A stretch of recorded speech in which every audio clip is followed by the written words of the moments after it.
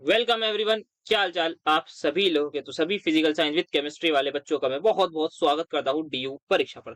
तो यहाँ पर जैसे कि ये फर्स्ट सेमेस्टर में केमिस्ट्री ऑनर्स वाले बच्चों के लिए यहाँ पे कंटेंट अपलोड किया जाता था। अब यहाँ पे ट्राई किया जा रहा है कि फिजिकल साइंस वालों के लिए भी कुछ ना कुछ केमिस्ट्री से रिलेटेड जो भी उनका सिलेबस है वो कंटेंट अपलोड किया जाए। तो क्या डिस्कस करेंगे यहाँ पर, मैं थोड़ा सा आपको बता दूं किस तरीके से यहाँ पर तरीका रहता है अपलोड करने का। कि मैक्सिमम सारे के सारे पीवाईक्यूज जो एनईपी से पुराने वाले पेपर में, मतलब 2022, 2021, 2020 में आपका केमिकल बॉन्डिंग कभी ना कभी किसी ना किसी सेमेस्टर में सिलेबस में होगा। जरूरी नहीं है कि वो सेमेस्टर 2 में, हो सकता है कभी वो सेमेस्टर 3 में, सेमेस्टर 1 में। ना मुझे पता ना आपको पता, क्योंकि भाई वो पुरानी बात है, इतने पुराने लोग हम नहीं, ये तो जो लोग पहले होंगे उन्होंने पढ़ा होगा।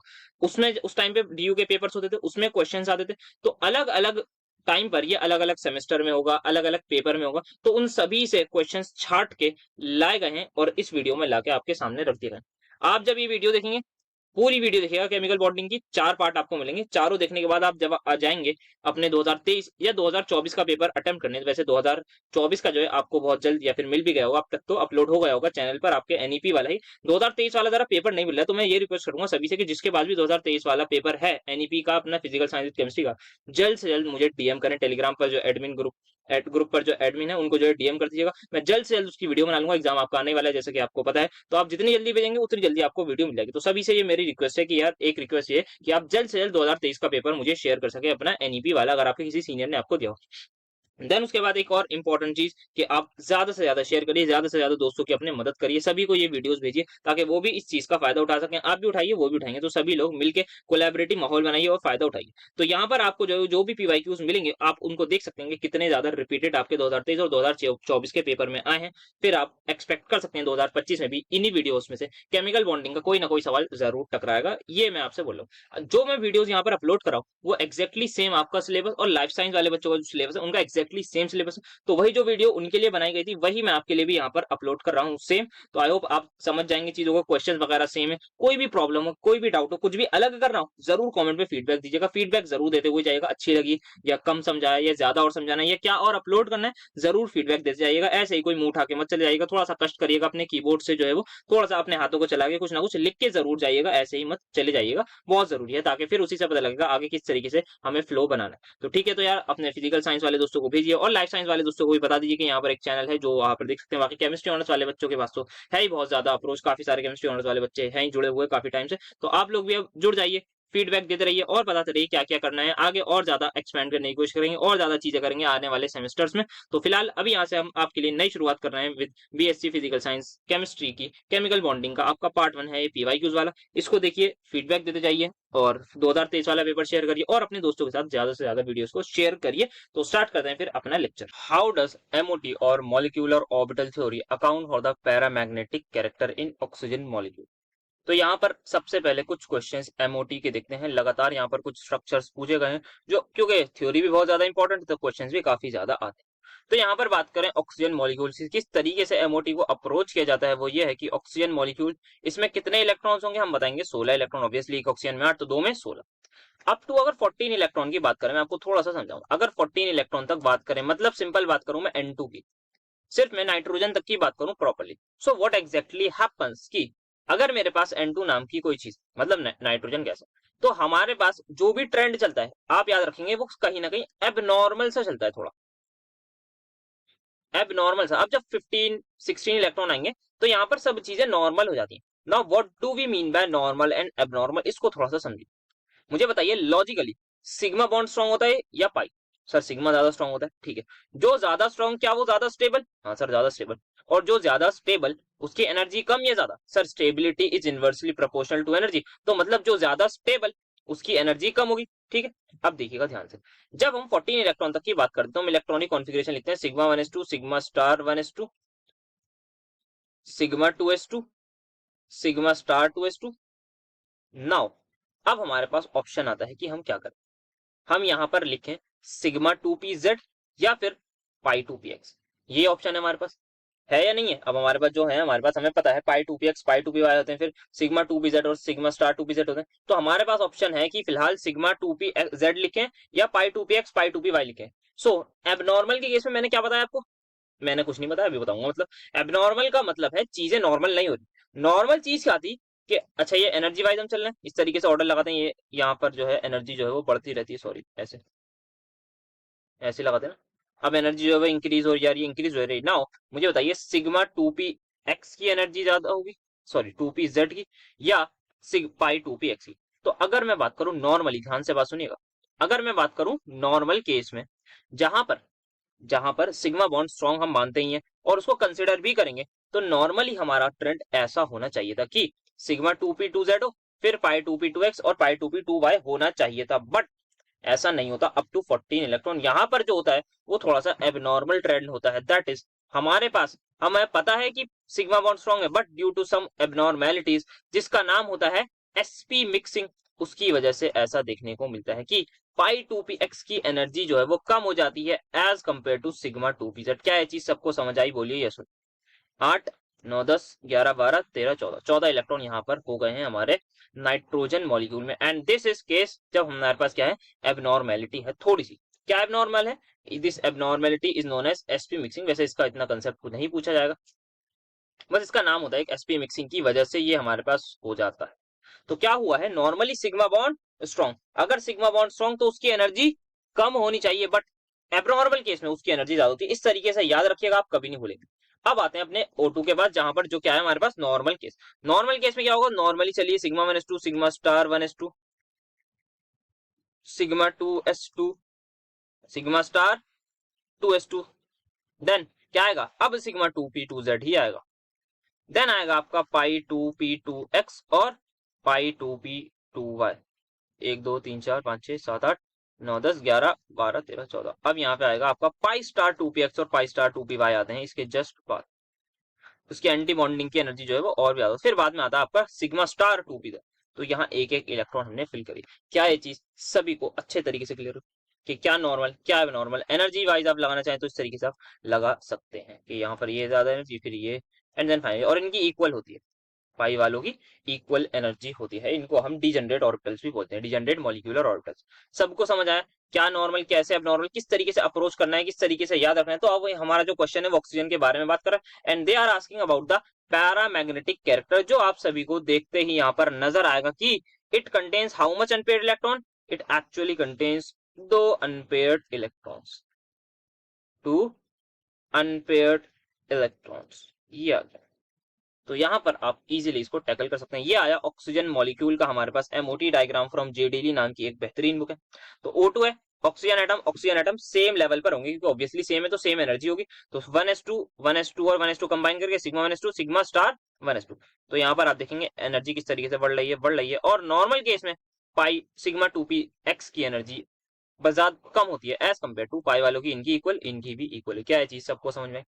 अच्छे से हमने डायग्राम भी देख लिया, यहाँ पर डायग्राम भी समझ लिया किस तरीके से हमें ड्रॉ करना है। वैसे यहाँ पर आई थिंक पैरामैग्नेटिक वाला है तो हाँ खाली इलेक्ट्रॉनिक कॉन्फिगरेशन हो जाएगा। बाकी अगर ज्यादा नंबर का सवाल होगा 5 नंबर का, तब हाँ आप ये डायग्राम भी आराम से बना सकते हैं। नेक्स्ट अब बात करनी है molecular orbital diagram for nitrogen molecule and calculate the bond order. तो बॉन्ड ऑर्डर हमें कैलकुलेट करना है नाइट्रोजन का, तो ये भी कर लेते हैं, ठीक है। देन सेम तरीके का बिहेवियर कि नाइट्रोजन का डायमैग्नेटिक बिहेवियर बताइए with the help of ammo diagram, फिर मॉलिक्यूलर ऑर्बिटल डायग्राम, फिर दोबारा molecular orbital diagram and bond order. तो यहाँ पे नाइट्रोजन के बारे में भी काफी ज्यादा बार हमसे पूछा गया।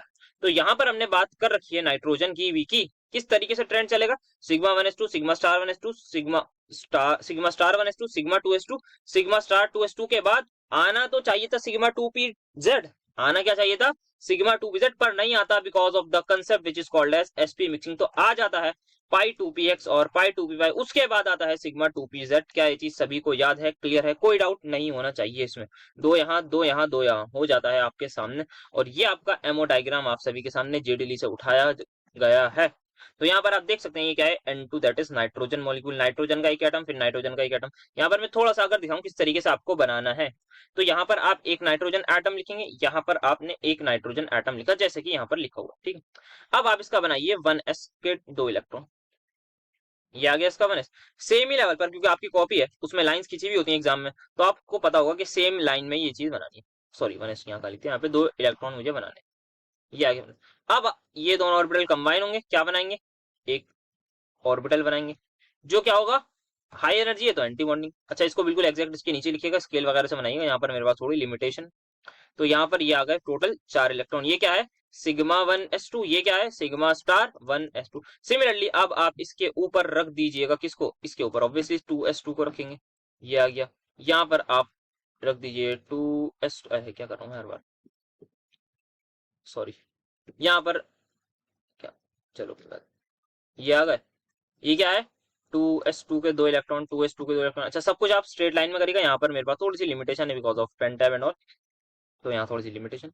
बाकी आप लोगों के पास कॉपी होगी, स्केल होगा, पेंसिल होगी, तो पेन, वैसे पेन से ही बना लेंगे। देन उसके ऊपर आप क्या बनाएंगे, जैसा कि आप यहाँ देख सकते हैं, क्या आना चाहिए, 2p के सारे ऑर्बिटल बनाएंगे। और कौन कौन आपस में मिक्स हो रहा है सर, हमारे पास जो मिक्सिंग होगी x की x से, y की y से, z की z से, तो z की z पे लाइन बनाएगा। जैसे आप देख सकते हैं ये हमारे पास 2py है, तो 2py ऊपर जा रहा है, क्यों, क्योंकि पाई वाला बना रहा है, तो ये नीचे जाएगा और वो ऊपर जाएगा। तो इस तरीके से आप लोगों को चीजों को समझ के करना है।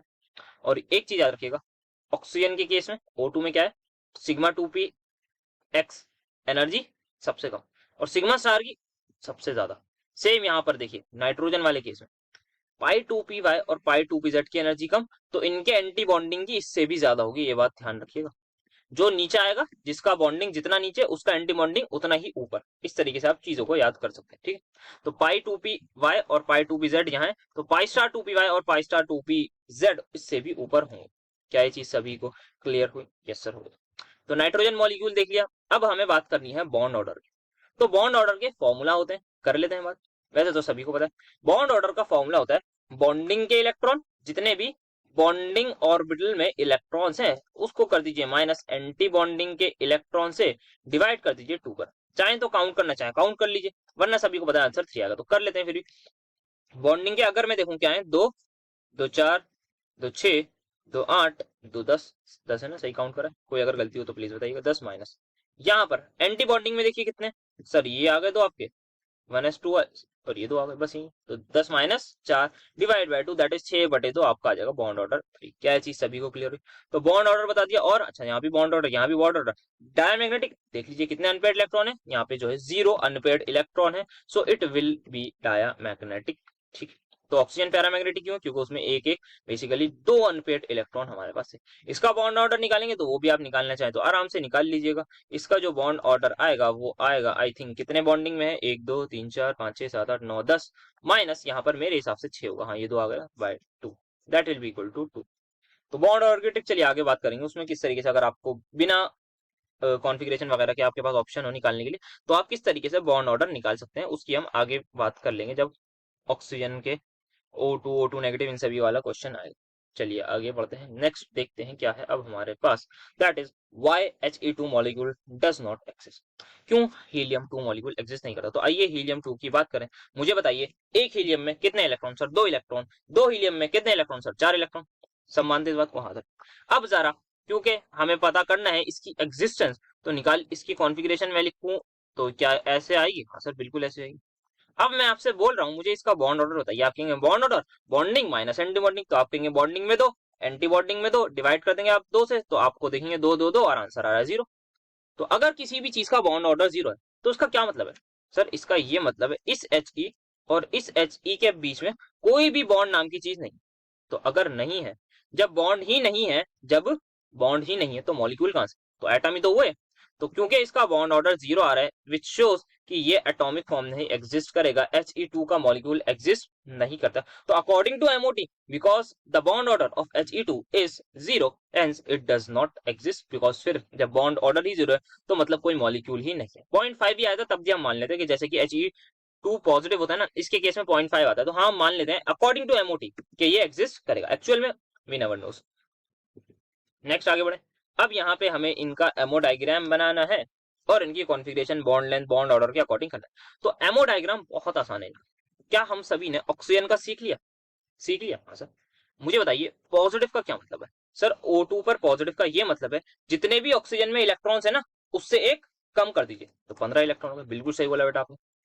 और O2 नेगेटिव का बताइए सर, इसका ये मतलब है जितने ऑक्सीजन में इलेक्ट्रॉन है ना उससे एक ज्यादा कर दिए, मतलब 17 इलेक्ट्रॉन कर दूं। हाँ सर बिल्कुल आपने सही बोला। और O2 नेगेटिव का बेटा आप कहेंगे सर 16 प्लस 2 कर दीजिए, 18 इलेक्ट्रॉन। बहुत सही बात है। अब ध्यान से सोचिए, आप अपने दिमाग में आंखों में इस डायग्राम को बसा लिए। किस डायग्राम को? की O2 में 2 अनपेड इलेक्ट्रॉन कहाँ होते हैं? पाई स्टार 2p और पाई स्टार 2pz में। बस इतना याद रखिएगा। अब आपको दिमाग में क्या सोचना है, अगर O2 पॉजिटिव हुआ तो कोई सा भी एक इलेक्ट्रॉन उड़ा दीजिए, बन गया डायग्राम। समझ में आई बात? अगर O2 नेगेटिव हुआ तो किसी भी एक को कर दीजिए पेयर्ड। समझ में आई बात? अगर O2 2 नेगेटिव हुआ तो दोनों को पेयर्ड कर दो। क्या यहीं से O2 का डायग्राम अगर आपने थोड़ा सा अपने आंखों में बसा लिया तो क्या आप इजीली इस चीज को टैकल कर पा रहे हैं कि आपने O2 का डायग्राम देख लिया कि 1:2 2:2 सिग्मा 2px पाई 2py पाई 2py और पाई स्टार 2py और पाई स्टार 2pz में एक एक इलेक्ट्रॉन होता है, क्योंकि ये पैरामैग्नेटिक होता है, ये सभी को पता होता है। यही बेसिकली बेसिक होता है कि हमारे पास, हमें लगता था कि ऑक्सीजन तो डायामैग्नेटिक होनी चाहिए थी पर वो पैरामैग्नेटिक निकली थी, जिसकी वजह से हमने जो है वो वीबीटी को फेल माना था और एमओटी आई थी अपने एग्जिस्टेंस में। तो O2 नेगेटिव अगर आपको देखना है तो एक इलेक्ट्रॉन यहाँ पर बढ़ा दीजिएगा, एक इलेक्ट्रॉन यहाँ पे बढ़ा देंगे, क्या होगा? अब सोच के बताइए कितने अनपेड बचे? सर एक ही अनपेड बचा, 17 इलेक्ट्रॉन हो गए। तो O2 नेगेटिव, O2 2 नेगेटिव में एक और इलेक्ट्रॉन बढ़ा दीजिए। अगर आपसे O2 पॉजिटिव बोले तो एक इलेक्ट्रॉन यहाँ से हटा दीजिए, बस ये आपका आ गया है क्या? MO का वो। तो आप इसी तरीके से बॉन्ड ऑर्डर भी कैलकुलेट कर सकते हैं। बॉन्ड ऑर्डर अगर आप O2 पॉजिटिव का निकालेंगे तो आप क्या करेंगे, एक एंटी बॉन्डिंग में इलेक्ट्रॉन कम कर रहे हैं, तो मतलब यहाँ क्या हो जाएगा 5। अगर आप O2 नेगेटिव का निकालना है तो आप एक एंटी बॉन्डिंग में बढ़ा रहे हैं। अगर आप O2 2 नेगेटिव का कर रहे हैं तो आप एंटी बॉन्डिंग में 2 बढ़ा रहे हैं। क्या ये चीज सबको समझ में आ गई? वैसे तो आपसे डायग्राम अगर मांगा है तो आप प्रॉपर डायग्राम बनाइए, उसमें कोई प्रॉब्लम की बात नहीं है, बट यहाँ पे मैं बता रहा हूँ किस तरीके से आप थोड़ा सा चीजों को इजीली विजुअलाइज कर सकते हैं एनालिटिकली। अब यहाँ पर एक और चीज बता दूं, बॉन्ड ऑर्डर से रिलेटेड एक चीज है, जब भी आपके पास एक स्पीशी हो जिसमें 14 इलेक्ट्रॉन हो, 14 इज योर रेफरेंस, 14 क्या है? आपका रेफरेंस है। जब भी नंबर ऑफ इलेक्ट्रॉन्स 14 हो तो 14 को थोड़ा बीच में बना, ऊपर क्या आएगा 13 आएगा ऑब्वियसली, 13 12 फिर नीचे 15 16, 14 इज योर रेफरेंस। हमें पता है 14 किसमें होता है? नाइट्रोजन में। बॉन्ड ऑर्डर क्या होता है नाइट्रोजन का? 3। अब जैसे जैसे आप ऊपर जाएंगे बॉन्ड ऑर्डर 0.5 से डिक्रीज कर दे रही, 2 इसके ऊपर 1.5। जैसे जैसे आप नीचे जा रहे हैं यहाँ पर भी 0.5 से बॉन्ड ऑर्डर डिक्रीज करते रहिए, आपका आराम से आपको आंसर मिल जाएगा 2.5 और यहाँ पे 2, सॉरी गलत कर दिया, 2.5 नहीं 1.5 आ गया, क्या कर रहा हूँ बता भी नहीं रहा, 1.5 ये आ गया। तो यहाँ पे ये 17 इलेक्ट्रॉन, ये 18 इलेक्ट्रॉन, 18 इलेक्ट्रॉन किसमें होते हैं? फ्लोरीन में। देख लो एक बॉन्ड ऑर्डर होता है, सभी को होता है। 11 इलेक्ट्रॉन, फिर 10 इलेक्ट्रॉन तक बात आएगी। तो आप यहाँ तक इन चीजों को इतना याद रख लीजिएगा कि आपके पास 10 से लेके जब भी 18 तक स्पीशी आए ना, और आपसे बॉन्ड ऑर्डर का ऑर्डर पूछा जाए कि आप अरेंज करिए, और आपको पता हो कि आपको एमओटी की जरूरत नहीं है, मतलब डायग्राम बनाने की जरूरत नहीं है, कम नंबर का है, तो आप इजीली कर सकते हैं। अदरवाइज एनालिटिकल थिंकिंग के लिए भी, मतलब कि आपने चलो क्वेश्चन कर लिया कि आपने सही करा या नहीं करा, वो आपको इससे पता लग जाएगा। तो अब बॉन्ड ऑर्डर का अगर मैं ऑर्डर लगाऊं तो क्या होगा? सर O2 में 15 वाला सबसे आगे आएगा या 17 वाला? सर हमारे पास देख लीजिए, O2 पॉजिटिव का इसका क्या है बॉन्ड ऑर्डर?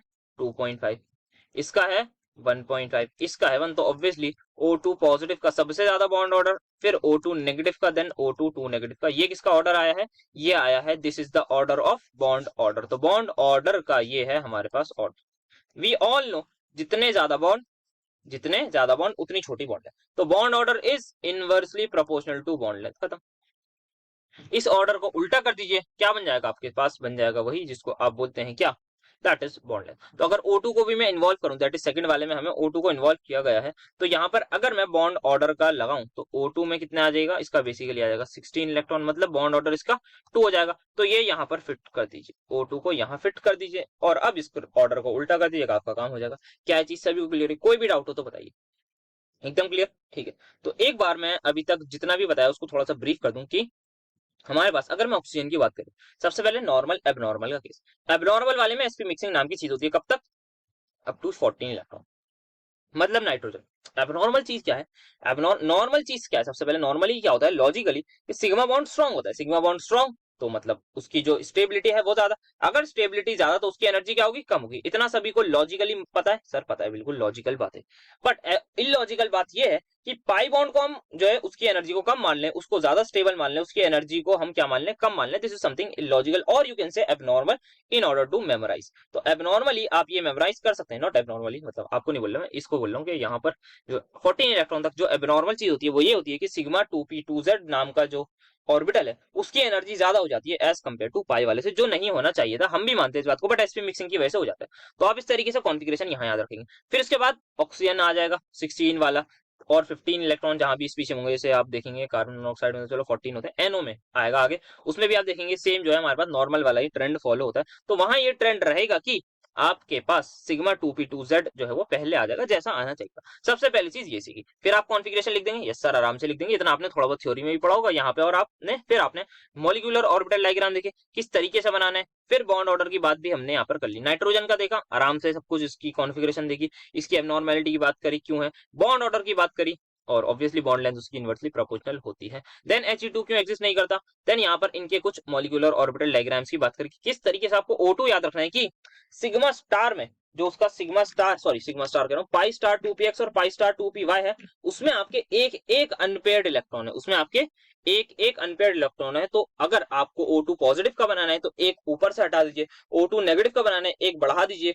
O2 2 नेगेटिव का बनाना है तो एक और उसमें बढ़ा दीजिए। तो आप इस तरीके से चीजों को याद रखिएगा तो आपको खुद ही फायदा होगा। तो आई होप ये चीज क्लियर होगी। बॉन्ड ऑर्डर की ट्रिक बता दी कि जब भी 14 इलेक्ट्रॉन है तो 3, उसके ऊपर 2.5, फिर 0.5 कम, फिर 0.5 कम, फिर 0.5 कम, एंड सो ऑन, ऐसे ही गाड़ी चलती रहेगी। 17 इलेक्ट्रॉन में बात करें हम, यहाँ पर हमारे पास 1.5, फिर आपके पास देख सकते हैं 1। तो हमारे पास वैसे फ्लोरीन तक ही होता है सिलेबस में, तो वहां तक हमने बॉन्ड ऑर्डर बात कर ली। अगर बॉन्ड लेंथ लगाने तो आप ऑर्डर आराम से लगा सकते हैं कि इसकी सबसे कम बॉन्ड लेंथ होगी। Okay, now let us move towards the next thing which is hetero molecular. अभी तक जो हमने पढ़ा है वो पढ़ा है होमो मॉलिक्यूलर बोलते हैं ना, होमो मॉलिक्यूलर या होमो एटॉमिक, सॉरी क्या बोलेंगे, होमो एटॉमिक जो स्पीशीज हैं उनका हमने मॉलिक्यूलर ऑर्बिटल डायग्राम की बात की। Now let us talk about hetero molecular. सब कुछ लगभग सेम है। NO में आप देखेंगे नाइट्रोजन में 7 इलेक्ट्रॉन, ऑक्सीजन में 8 इलेक्ट्रॉन, टोटल 15 इलेक्ट्रॉन हो गए, तो ठीक है, बाकी सारी चीजें ऑलमोस्ट सेम चलेंगी। नाउ क्या चेंज होगा इसमें, उस चीज को बात करते हैं। The change is only and only कि हमारे पास जो मोर इलेक्ट्रोनेगेटिव एटम है, जैसे हम बनाते हैं ना, नाइट्रोजन को मैं यहाँ लिख देता हूँ, ऑक्सीजन को यहाँ लिख देता हूँ। अब मैं ऑक्सीजन का 1s यहाँ लिखूंगा, सॉरी नाइट्रोजन का। मुझे बताइए ऑक्सीजन ज्यादा इलेक्ट्रोनेगेटिव की नाइट्रोजन, सर ऑक्सीजन ज्यादा इलेक्ट्रोनेगेटिव, तो ऑक्सीजन के बस 1s को आप थोड़ा नीचे बनाएंगे, बस ये डिफरेंस। नाइट्रोजन लेस इलेक्ट्रोनेगेटिव तो थोड़ा सा ऊपर आएगा और इसकी एनर्जी जो है वो कमी, एनर्जी लेवल से आते हैं। तो इसका जो 1s है किसका, ऑक्सीजन का, उसकी एनर्जी कम होगी एज कंपेयर टू नाइट्रोजन के 1s से। बस यहाँ पर यही है, और यहाँ पर इन्होंने 1s का डायग्राम क्या खाली 2s का बना रखा है। तो NO में क्या ट्रेंड फॉलो हो रहा है, क्योंकि 15 इलेक्ट्रॉन है तो नॉर्मल ट्रेंड फॉलो होगा, दैट इज सिग्मा 2pz की energy is going to be less. क्या ये चीज सभी को क्लियर हो, कोई डाउट? नो सर, कहां से होगा, क्योंकि इतने अच्छे से डिटेल में बात कर ली। तो अब यहीं पर आप क्या करिए, इसको मिक्स करिए, 1s sigma star 1s2 sigma 1s2 बनाइए, इलेक्ट्रॉन भरने शुरू करिए, और एट दी एंड आप यहाँ पे कैसे पहुंचेंगे, तो आइए साथ में एक बार कर लेते हैं। सिग्मा 1s2 में 2 इलेक्ट्रॉन गिनते रहिएगा आप, जैसे ही 15 हो जाए मुझे रोक दिएगा। 4, ये आ गए आपके 6, 8, क्या लिखूं, सिग्मा 2pz या पाई पाई, सर आप लिखिए सिग्मा, क्योंकि नॉर्मल केस है, क्योंकि 15 इलेक्ट्रॉन है। बिल्कुल सही बेटा, बहुत बढ़िया। कितने हो गए, 10। अब आते हैं पाई 2px और पाई 2py पर, कितने हो गए सर, यहाँ पे आपके हो गए 10, है ना। तो 11, 12, 13, 14, और फाइनली आप भर दीजिए एक sigma 2p, sigma star 2px और सिग्मा स्टार 2py में से किसी में भी एक, ये आपके हो गए 15 इलेक्ट्रॉन। देखते ही बताइए पैरा या डाया, सर देखते ही बता दिया पैरा है, क्यों है, एक अनपेयर्ड इलेक्ट्रॉन है, तो क्योंकि इसमें नंबर ऑफ अनपेयर्ड इलेक्ट्रॉन 1 है, so that mean this one is going to be your paramagnetic. खत्म।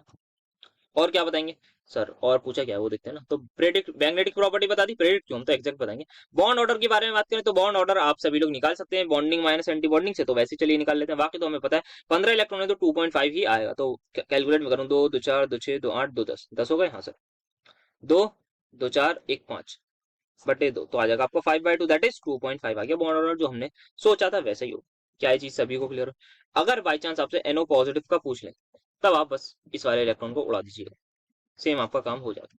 तो ये था हमारे पास हेट्रो मॉलिक्यूलर, हेट्रो एटॉमिक्स, क्या बोल रहा हूँ, हेट्रो मॉलिक्यूलर, हेट्रो एटॉमिक वाले मॉलिक्यूल का NO that is nitric oxide का, इस तरीके से बनाना है। नेक्स्ट कार्बन मोनोऑक्साइड का भी पूछा गया है, उसका बॉन्ड ऑर्डर निकलवाया। फिर किसी भी एक का बना दो, नाइट्रोजन को तो हमने ऑलरेडी कर ही लिया, कॉन्फ़िगरेशन की भी बात कर ली, बॉन्ड ऑर्डर नाइट्रोजन की बात कर ली। तो CO की बात करें तो आप देख सकते हैं एक ही क्वेश्चन दैट इज CO वाला कितनी बार पूछा गया, नाइट्रोजन वाला कितनी बार पूछा गया, ऑक्सीजन O2 2 नेगेटिव O2 वाला कितनी बार पूछा गया। तो आप ये मान सकते हैं MOT में से अगर सवाल आया, इन्हीं में से कहीं ना कहीं घुमा फिरा के कुछ ना कुछ आपके पेपर में आएगा, because they all are repeated questions of your मतलब रिस्पेक्टिव DU के एग्जाम में, जो भी पुराने पेपर्स में आए हुए थे वही है।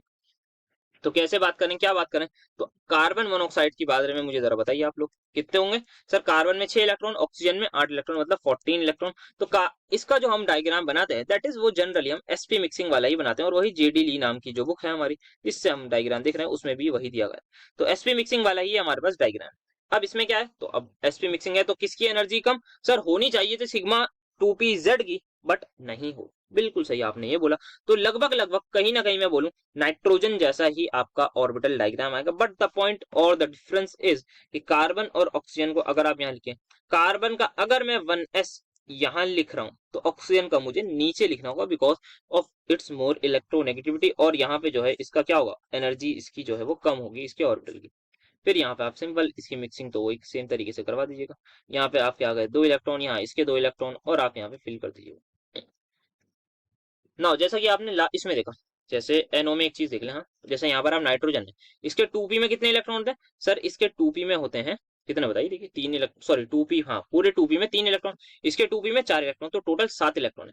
तो आप 7 इलेक्ट्रॉन को अकॉर्डिंगली ही फिल करिएगा, कि मतलब पहले दो दो दो फिर 6, फिर आपका लास्ट में 7th इलेक्ट्रॉन आएगा। ऐसे नहीं देखना कि अच्छा 2p z में 2 है, नहीं, टोटल इलेक्ट्रॉन्स को काउंट कर लिए 7 है, उसके अकॉर्डिंगली स्पाई 2px जो भी एनर्जी वाइज है उसी एनर्जी वाइज ही आपको चलना है। बस आप देखिए अच्छा 7 इलेक्ट्रॉन है 2p में, 3 इसके 4 इसके, तो आपको 7 इलेक्ट्रॉन को अकॉर्डिंगली भरना है। सिमिलरली यहाँ जब आप देखेंगे तो इसके कार्बन के पास क्या है सर, कार्बन की कॉन्फ़िगरेशन होती है 1s2 2s2 और 2p2, यही होती है ना। तो 2p इसके 2 इलेक्ट्रॉन यहाँ और ऑक्सीजन के बाद 4, तो आपको टोटल 6 इलेक्ट्रॉन से डील करना है, और वो भी आप अकॉर्डिंगली एनर्जी वाइज ही भरेंगे। ये नहीं कि यहाँ पे 2pz में है ही नहीं तो आप किसी के इसके 2pz में भरेंगे ही नहीं, ऐसा बिल्कुल नहीं। पहले ड्रॉ कर लीजिएगा, जिस तरीके से आप देख सकते हैं कार्बन का एनर्जी जो है हम ज्यादा रखेंगे बिकॉज ऑफ इसकी लेस इलेक्ट्रोनेगेटिविटी है। देन यहाँ पे ऑक्सीजन के नीचे फिर आप क्या करेंगे, यहाँ पे इस वाले का, चलो मैं एक बार थोड़ा सा दिखा देता हूँ किस तरीके से आपको करना है। तो यहाँ पर 2px और 2py के मैं ऑर्बिटल डायग्राम बनाने की कोशिश करता हूँ, बट मैं इसको थोड़ा सा फिर मिटा देता हूँ क्योंकि स्पेस ज्यादा चाहिए होगी। बाकी आप लोगों के पास होगी, यहाँ पे थोड़ी सी लिमिटेशन है स्लाइड में तो इसीलिए, वरना एग्जाम में तो स्पेस ही स्पेस होगी। तो कार्बन है, इसके मैं क्या करूँ सर, यहाँ पे आप एक एक इलेक्ट्रॉन बना दीजिए। यहाँ पे क्या करूँ सर, यहाँ पे 4 इलेक्ट्रॉन बना दीजिए, बिल्कुल सही। तो एक्स वाई जेड के ट्रेंड में चले हैं, तो यहाँ पे मैं एक्स वाई जेड लिख रहा हूँ सिर्फ, बाकी आपको पता है 2px 2py 2pz ये हो। एक्स से कौन मिक्स होगा, एक्स तो बताइए मुझे कौन आएगा पहले सर, क्योंकि यहाँ पर सबसे नीचे कौन आएगा सर, हमारी sp मिक्सिंग हो रही है, तो यहाँ पर सिग्मा 2pz नहीं आएगा, तो यहाँ पर सिग्मा 2pz नहीं आएगा, तो कौन आएगा, पाई 2px और पाई 2py आएंगे। तो यहाँ पर ये आप कर दीजिए इसको मिक्स, और ये दोनों लगभग लगभग सेम एनर्जी पर ही होंगे। कौन कौन देख सकते हैं हम यहाँ पर, सिग्मा 2px, सॉरी यहाँ पर सिग्मा 2py और 2pz को करना है ना, मैं कहाँ एक्स और वाई को कर रहा हूँ।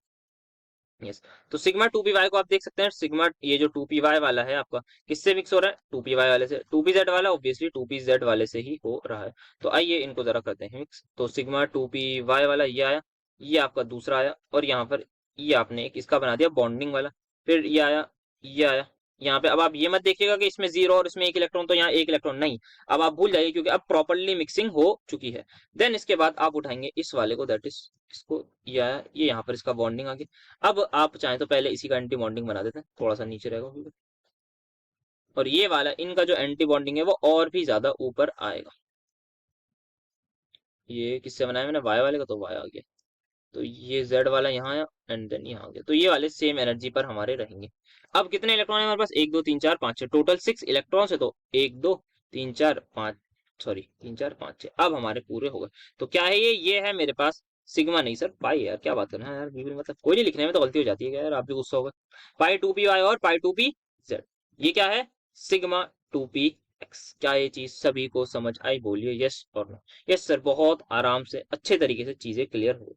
सो आई होप कार्बन मोनोऑक्साइड नाम की चीज भी आपको क्लियर हो गई होगी, डायग्राम इसका क्लियर हो गया होगा। बॉन्ड ऑर्डर 3 देखते ही कैलकुलेट करना चाहें आप कैलकुलेट कर लीजिए, देखते ही आप वैसे बता सकते हैं क्योंकि 14 इलेक्ट्रॉन है तो सीधा आपको बॉन्ड ऑर्डर 3 बोलना है। तो तभी कहीं ना कहीं इन्होंने देखिए और जो लिखा है ना, मतलब दोनों का लगभग लगभग सेम होता है, बट द डिफरेंस इज ये है होमो एटॉमिक, वो है हेट्रो एटॉमिक। तो उससे क्या होगा भाई, बताया नहीं अभी क्या होगा, ये ऊपर नीचे जो आ रहे हैं वो ऊपर नीचे नहीं आएंगे बस, सही है सर, बाकी सब कुछ सेम है। और कुछ कॉन्फ़िगरेशन तो लिख ही देंगे, मतलब वो देख के लिख ही देंगे। बॉन्ड ऑर्डर बता दिया, बस हो गया हमारे पास कार्बन मोनोऑक्साइड का यही सिलसिला था। देन NO पॉजिटिव का बनाना, ये एक ही बार आया हुआ है क्वेश्चन, तो यहाँ पर देख लेते हैं, ये एक ही बार आया हुआ है क्वेश्चन। तो इसमें आपको क्या करना है, कुछ नहीं करिए, बस इस वाले इलेक्ट्रॉन को हटा दीजिए, सिर्फ आप इसको हटा दीजिए, आपका एग्जैक्ट काम हो गया। और ये आई थिंक लेस इंपॉर्टेंट रहना चाहिए थोड़ा सा, बिकॉज एक ही बार आया है और जनरली आपको ये नहीं देखने को मिलेगा। तो NO में से बस आप एक इलेक्ट्रॉन हटा दीजिएगा, तो आपका एग्जैक्टली NO पॉजिटिव का जो डायग्राम है वो बन जाएगा। बॉन्ड ऑर्डर 14, तो सॉरी बॉन्ड ऑर्डर 14, इलेक्ट्रॉन इसमें 14 हो जाएंगे क्योंकि NO में कितने होते हैं 15। NO पॉजिटिव का मतलब एक इलेक्ट्रॉन कम कर दीजिए, तो होगा 14 इलेक्ट्रॉन। तो ये आपका हो गया क्या, बॉन्ड ऑर्डर NO पॉजिटिव का। नेक्स्ट आगे अगर हम बढ़े तो how does molecular orbital theory account for the following, के बात इसकी हमने वैसे भी कर ली है कि इसका बॉन्ड ऑर्डर इससे ज्यादा है, तो क्योंकि ये आई थिंक 4 नंबर का सवाल है, तो आई डोंट थिंक आपको जो है मॉलिक्यूलर ऑर्बिटल डायग्राम की जरूरत होगी। आप बस O2 2 पॉजिटिव करिए, उसका क्या लिख दीजिए कॉन्फिगरेशन, फिर O2 की करिए उसकी कॉन्फिगरेशन कीजिए। बेसिकली पहले O2 की लिखेंगे, sigma 1s2 sigma star 1s2 sigma 2s2 sigma star 2s2, फिर क्या आएगा सर सिग्मा 2pz आएगा, क्योंकि यहाँ sp मिक्सिंग नाम की चीज नहीं हो रही है। बिल्कुल सही, बहुत बढ़िया। पाई 2px देन पाई 2py, इसमें दो दो भर दीजिए, देन पाई 2px नहीं pi star 2px, then pi star 2py, यहाँ पर एक एक भर दो, तो क्या आएगा अब यहाँ पे बॉन्ड ऑर्डर इसका कितना आएगा सर 2, इसमें सब कुछ भर दीजिए सेम एज इट इज जैसे नीचे भरा है। बस the point is pi star 2p1x और पाई स्टार 2p5 आएगा, सिर्फ ये आएगा यहाँ पर, and the bond order is going to be 1.5। क्या ये चीज आप सभी को क्लियर हुई, बोलिए यस और यस सर, यहाँ पर क्लियर हो गई। हाँ तो बॉन्ड ऑर्डर किसका ज्यादा है, बॉन्ड ऑर्डर पूछा था ना, तो बॉन्ड ऑर्डर हमारे पास इसका 2 है। एक सेकेंड सॉरी, क्या करूँ यार, मैं एंटी बॉन्डिंग से कम हुआ बता भी नहीं रहा यार, मतलब आप लोग देखते ही रहते हो, बोला तो करो कुछ। ये 2.5 आएगा। अब मैंने क्वेश्चन पढ़ा भी मैं गलत कर देता, फिर कमेंट में भर देते, पहले ही बता देते, इससे बढ़िया। तो पैरामैग्नेटिक कैरेक्टर बताना है अब इसमें, तो आप इसकी कॉन्फ़िगरेशन लिख दीजिएगा। और क्या बताएंगे इसमें, अनपेड इलेक्ट्रॉन कितने आ रहे थे, एक आ रहे थे, ये हमने देख लिए। तो इस तरीके से हमारे कुछ मॉलिक्यूलर ऑर्बिटल थ्योरी के क्वेश्चन है। बाकी जो आते हैं वो linear combination of atomic orbital वगैरह आते हैं, उसको भी थोड़ा आगे देखेंगे। बट जो मेन कोर क्वेश्चन है, जो सवाल है हमारे पास बड़े डायग्राम वाले, वो सारे के सारे ये थे। इसको अगर मैं समराइज करूँ तो सबसे पहले आपको जो मेन चीज रखनी है वो नॉर्मल और एबनॉर्मल 14 इलेक्ट्रॉन वाली जो है, वो वाला केस आपको ज्यादा याद रखना है, क्योंकि सबसे ज्यादा इंपॉर्टेंट कहीं ना कहीं है। क्या याद रखना है, नॉर्मल क्या होना चाहिए, सिग्मा 2pz कम होना चाहिए, बट एबनॉर्मली ऐसा नहीं होता। एबनॉर्मल कब चलता है, अप टू 14 इलेक्ट्रॉन तक सब कुछ एबनॉर्मल चलता है। चाहे B2 की बात कर लीजिए आप, दैट इज डायबोरॉन, आप चाहे C2 का डायग्राम आपसे पूछ लें, उसमें भी सेम चीज होगी। वैसे आपके में लाइफ साइंस वाले में थोड़ा सा ये इतने ज्यादा आपसे पूछे नहीं गए हैं, बट ये अगर पूछे जा सकते हैं तो आपको सेम ट्रेंड करना है कि C2 में आपका यही ट्रेंड फॉलो होगा और B2 में आपका ये ट्रेंड फॉलो होगा। और भी कुछ आ जाए, B2 2 नेगेटिव, C2 2 नेगेटिव, ऐसे कुछ डायग्राम्स आपको देखने को मिले तो उन सभी में ये होगा। और यहाँ पे आपका F2 में ये ट्रेंड होगा, O2 positive, O2 2 positive, O2 2 negative, इन सभी में आपको चाहिए यही ट्रेंड फॉलो होगा। तो आई होप आप सभी को क्लियर होगा। वैसे इंपॉर्टेंट वाले जितने भी थे सारे डायग्राम्स के लिए, और आई थिंक प्रोबेबली इन्हीं में से कोई ना कोई आपके एग्जाम में मॉलिक्यूलर ऑर्बिटल थ्योरी से इन्हीं में से कोई ना कोई आपसे डायग्राम बनवाएंगे। इससे बाहर बहुत ज्यादा रेयर चांस है कि पूछ लिया जाए। बॉन्ड ऑर्डर, बॉन्ड लेंथ, ये सारी चीजें वो इन्हीं में से कहीं ना कहीं आपसे पूछी जाएंगी। BeCl2 has zero dipole moment while H2S has value। तो कुछ ये डाइपोल मोमेंट के यहाँ पर क्वेश्चंस हैं, इनको देख लेते हैं। तो डाइपोल मोमेंट क्या होता है, वी ऑल नो, हमारे पास जब दो एटम्स अटैच होते हैं उन दोनों में इलेक्ट्रोनेगेटिविटी का डिफरेंस आता है। तो एक पर डेल नेगेटिव और एक पर डेल पॉजिटिव आ जाता है, और एक हमारे पास यहाँ पर डाइपोल हम बोलते हैं जनरेट हो जाता है। बेसिकली शिफ्ट हो जाते हैं हमारे इलेक्ट्रॉन जो भी मोर इलेक्ट्रोनेगेटिव एटम है उसकी तरफ। Now they are asking BeCl2 has zero dipole moment while H2S has some value। तो इसके लिए हमें BeCl2 का सबसे पहले स्ट्रक्चर पता होना चाहिए, दैट इज सिंपल लीनियर। ये कैसा स्ट्रक्चर होता है हमारे पास, सिंपल एकदम स्ट्रेट लीनियर स्ट्रक्चर हमारे पास इसका होता है। बॉन्ड एंगल यहाँ पे आप देख सकते हैं 180 डिग्री होगा। अब ज्यादा इलेक्ट्रोनेगेटिव कौन है, क्लोरीन, एक डायपोल इसकी तरफ होगा। ज्यादा इलेक्ट्रोनेगेटिव क्लोरीन है तो एक डायपोल इसकी तरफ होगा। दोनों डायपोल के बीच में कितने डिग्री का एंगल है सर, 180 डिग्री का। क्या इसकी वैल्यू अगर मैं म्यू बोल रहा हूँ, क्या इसकी भी म्यू होगी, हाँ सर, क्योंकि जो है हमारे पास जो म्यू है वो किसके इक्वल होता है, charge into D, that is bond length. Charge जितना इस पे डेल नेगेटिव हुआ होगा उतना ही इस पे डेल नेगेटिव हुआ होगा, सब मानते हैं इस बात को, हाँ सर। तो वही चार्ज का मैग्नीट्यूड इनटू बॉन्ड लेंथ, जो भी बॉन्ड लेंथ यहाँ होगी डी वो यहाँ होगी, तो म्यू बराबर म्यू होगी। Now because it is a vector quantity so it will follow vector law of addition, और ये आपका हो जाएगा कैंसिल। तो म्यू नेट कितना आ रहा है आपका, 0 आ रहा है। अगर आपसे पूछे तो BeCl2 कैसा मॉलिक्यूल है, you will say it is a non polar molecule. ये कैसा मॉलिक्यूल है, नॉन पोलर मॉलिक्यूल है, बिकॉज इसका नेट डायपोल मोमेंट 0 है। BeCl2 में दो बॉन्ड है, एक BeCl बॉन्ड, दूसरी BeCl bond, both the bonds are polar but the net dipole moment of this molecule is 0, hence the compound is non polar. समझ में आ रहा है ना difference, bond is polar but the molecule is non polar because molecule में एक से ज्यादा बॉन्ड है। तो यहाँ पर आपको एक सिंपल सा फंडा लिखवा देता हूँ, जब भी आपके पास सबसे पहले ऑल बॉन्ड पेयर्स हो, सुनते रहिएगा, तो क्या नहीं हो सर, लोन पेयर नहीं हो, all bond pairs no lone pair, किस पर, सेंट्रल एटम की बात हो रही है, सेंट्रल एटम पर सारे बॉन्ड पेयर हो, उस पर कोई भी लोन पेयर नहीं हो, और जो भी सब्सिडरी एटम अटैच हो, जो भी सब्सिडरी एटम हो, उसकी अगर इलेक्ट्रोनेगेटिविटी हाई है, किससे? ऑब्वियसली सेंट्रल एटम से, तब आपका हमेशा हमेशा म्यूनेट 0 ही आएगा। सारे के सारे बॉन्ड पेयर हो, कोई भी लोन पेयर ना हो, सारे के सारे सब्सिडरी एटम जो है वो सेम हो, और उनकी इलेक्ट्रोनेगेटिविटी जो है वो हाई होनी चाहिए as compare to central atom, तो हमेशा आपका नेट डायपोल मोमेंट 0 आएगा। जैसे कि एग्जांपल के तौर पर ले लीजिए PCl5, और एग्जाम्पल के तौर पर आप क्या लेना चाहेंगे बताइए सर? एग्जाम्पल के तौर पर दे दीजिए, मतलब जो आप लेना चाहें, आप ले लीजिए SF6 और CH4। CH4 ऐसे आई डोंट थिंक, मतलब उसमें इलेक्ट्रोनेगेटिविटी कार्बन की ज्यादा हो जाएगी। और क्या लेना चाहेंगे? तो यहाँ पर हमारे पास काफी सारे हमने मॉलिक्यूल्स देख लिए, बाकी और भी मतलब काफी मॉलिक्यूल्स होते हैं जिनका हमारे पास नेट डायपोल मोमेंट 0 आता है। बाकी बात देखेंगे तो बात कर लेंगे, बट इतना ज्यादा इंपॉर्टेंट टॉपिक है नहीं हमारा डायपोल मोमेंट, बट जितना है उतना यहाँ पर बता दिया। H2S की कुछ वैल्यू होती है, ऐसा क्यों? क्योंकि H2S यही चीज फॉलो नहीं कर रहा होता कि यहाँ पर सारे बॉन्ड पेयर नहीं है, सबसे पहले तो लोन पेयर है। Now how you are going to define this, किस तरीके से आप बनाएंगे? अच्छा, डायग्राम स्ट्रक्चर जरूर बनाइएगा। ये तो मैंने ट्रिक बताई है आपको, आप समझ लीजिए this is a trick to identify किस में कितना डायपोल होगा, होगा या नहीं होगा। आपको प्रॉपर डायग्राम बनाना है, आपको वेक्टर से ही दिखाना है। यहाँ पर अब आप देखिए, मुझे बताइए सल्फर इलेक्ट्रोनेगेटिव की हाइड्रोजन, सर ऑब्वियसली सल्फर, तो एक डायपोल आपका इधर आगे जनरेट होगा, एक डायपोल आपको कुछ ना कुछ इधर जनरेट होगा, इनके बीच में कुछ ना कुछ बॉन्ड एंगल होगा थीटा, जो ऑब्वियसली 180 डिग्री तो नहीं होगा, पता है ना सबको। और वैसे भी तो इन दोनों के बीच में कुछ एंगल होगा। सिमिलरली जो हमारे पास लोन पेयर है, उसका भी एक अपनी तरफ डायपोल आता है, यहाँ पर भी इसका एक अपनी तरफ डायपोल आता है। तो यहाँ पर जो नेट डायपोल आप बताएंगे that is not equal to 0। आप बताइएगा कि ये म्यू है, ये म्यू है, both mu have a certain angle between them, इन दोनों के बीच में क्या है? कुछ ना कुछ बॉन्ड एंगल है। तो नेट और जो कि क्या है? 0 के इक्वल नहीं है। तो अगर सॉरी 180 के इक्वल नहीं है, तो अगर 180 डिग्री बॉन्ड एंगल नहीं है, तो it follows vector law of addition, तो कहीं ना कहीं आपकी कुछ ना कुछ वैल्यू आएगी, दैट इज म्यू नेट को अगर मैं बताऊं कैसे आएगी, under root of mu square plus 2 mu one mu two cos theta, ये आपकी कुछ वैल्यू होगी, क्योंकि म्यू1 और म्यू2 इक्वल है, तो that's why I am writing like this. ये कुछ ना कुछ इसकी वैल्यू आएगी। म्यू डिपेंड करेगा कितना चार्ज है, कितना डिस्टेंस है। चाहेंगे तो आप ये चाहे तो लिख सकते हैं, चाहे इतनी जरूरत नहीं होगी, बस आपको एक्सप्लेनेशन देनी है कि बॉन्ड हमारे पास जो पोलर है, बिकॉज यहाँ पे जो बॉन्ड एंगल 180 डिग्री नहीं है, और दो लोन पेयर भी मौजूद हैं, जिसकी वजह से ये सारी कहानी हो रही है। वेयर BeCl2 में कोई लोन पेयर नहीं है, सिंगल स्ट्रेट बॉन्ड्स है हमारे पास। हाइब्रिडाइजेशन भी चाहे तो आप बता सकते हैं sp है, लीनियर है। ये क्या है? इसकी हाइब्रिडाइजेशन sp3 है, ये नॉन लीनियर है, ये बेंड स्ट्रक्चर है। ये भी आप चीजें बताएंगे तो और ज्यादा इंपैक्ट आपका रहेगा सवाल पर।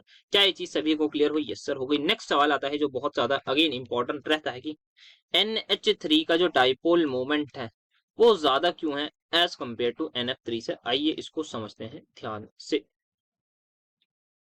सबसे पहले डाइपोल मोमेंट आप स्ट्रक्चर बनाएंगे, फिर आप दिखाइए डाइपोल मोमेंट की डायरेक्शन। क्या ये डाइपोल इधर आएगा? हाँ सर। क्या ये डाइपोल इधर आएगा? हाँ सर। क्या ये डाइपोल इधर आएगा? हाँ सर। जो हाँ सर बोल रहे हैं बेटा, रीजन तो बताओ जरा। सर क्योंकि नाइट्रोजन ज्यादा इलेक्ट्रोनेगेटिव है, तो अपनी तरफ इलेक्ट्रॉन को खींचेगा, तो यही डायरेक्शन होगी। बिल्कुल सही। अब जिसने ये बात बताई उसका मैं मानता हूँ कि हाँ अब आपने बिल्कुल एकदम एग्जैक्टली सही बात बताई। लोन पेयर होगा तो लोन पेयर का भी डाइपोल मोमेंट कुछ इसी डायरेक्शन में होगा। इधर आओ जरा। हाँ भाई सर। किधर? इधर की उधर? सर इधर ही सही बना रहे हैं आप। इधर उधर क्या कर रहे हैं सर? फ्लोरीन की तरफ बोलिए। हाँ सॉरी, इसका डायरेक्शन इधर होगा। अब देखिए, now how you are going to write. आप सबसे पहले इस ऐसा स्ट्रक्चर बना दिए। आप बना दीजिएगा कि क्योंकि इलेक्ट्रोनेगेटिविटी फ्लोरीन की ज्यादा है, तो वो अपनी तरफ खींच रहा है as compare to nitrogen. Hydrogen और नाइट्रोजन में नाइट्रोजन की ज्यादा है, तो वो अपनी तरफ खींच रहा है। So these are the respective dipole की डायरेक्शंस। ओके, क्या सबकी वैल्यू सेम होगी? तो सबसे पहले बता दूं, ये म्यू डैश होगा, ये म्यू1 होगा, तो ये भी म्यू1 होगा, और ये भी म्यू1 होगा लगभग। ये म्यू2 होगा, तो ये भी म्यू2 होगा, तो ये भी म्यू2 होगा। तो इसको मैं कुछ खाली म्यू बोल देता हूँ, ऐसी कुछ अलग वैल्यू की आई डोंट नो ये म्यू डैश और म्यू इक्वल होंगे, उसकी बात नहीं करते, बट मैं बता देता हूँ अगर आपको लिखना चाहिए। So what you are going to say कि इन NH3 जितने भी डाइपोल्स हैं, ऑल डाइपोल्स, उन सभी की जो है लगभग लगभग सेम ओरिएंटेशन या सेम सॉर्ट ऑफ डायरेक्शन आप बोल सकते हैं कि वो एक ही डायरेक्शन में है सारे के सारे लगभग। बट इन दिस केस यहां पर तीन डाइपोल्स एक डायरेक्शन में, और जो तीन डाइपोल्स और एक डाइपोल ये मिला के ऑपोजिट डायरेक्शन में। तो अगर ऑपोजिट डायरेक्शन में है तो कहीं ना कहीं ये जो है बेसिकली जो ऑपोजिट डायरेक्शन वाला डाइपोल है, ये इन तीन डायपोल्स के इफेक्ट को कर रहा होगा नलीफाई। क्या कर रहा होगा? नलीफाई कर रहा होगा। क्या ये बात सभी को समझ में आई? यस सर, समझ में आ रही है। तो यहाँ पर बिकॉज ये इसके इफेक्ट को कर रहा है नलीफाई, तो मतलब क्या हुआ सर? नलीफाई का मतलब यही हुआ कि मतलब जितना इफेक्ट होना चाहिए था उतना इफेक्ट नहीं हो रहा। सिंपल सी बात है, बिल्कुल सही। आप लोग अगर ये बात बता पा रहे हैं तो बहुत अच्छी बात है। तो यहाँ पर जितना इफेक्ट होना चाहिए था उतना इफेक्ट नहीं होगा। किसका? डायपोल का, क्योंकि कुछ ना कुछ वैल्यू जो है वो सब्ट्रैक्ट हो जाएगी at the end from the mu net value. क्या है चीज सबको समझ में? क्या है बता देंगे? क्या आप बताएंगे? इलेक्ट्रोनेगेटिविटी के बारे में बताएंगे। सबसे पहले आप बताएंगे किसकी इलेक्ट्रोनेगेटिविटी ज्यादा, किसकी कम, फिर आप डायपोल की डायरेक्शंस, फिर आप बताएंगे क्योंकि डायरेक्शन जो है वो डिफरेंट है, डिफरेंट डायरेक्शन की वजह से आपकी जो वैल्यू है वो जो है वो लेस आएगी। किसमें? जहां पर ऑपोजिट डायरेक्शन वाले डायपोल्स। आई होप आप सभी लोग इस क्वेश्चन को और इस वाले को भी एक्सप्लेन कर सकते हैं कि सबसे पहले डायपोल मोमेंट तो बता ही देंगे।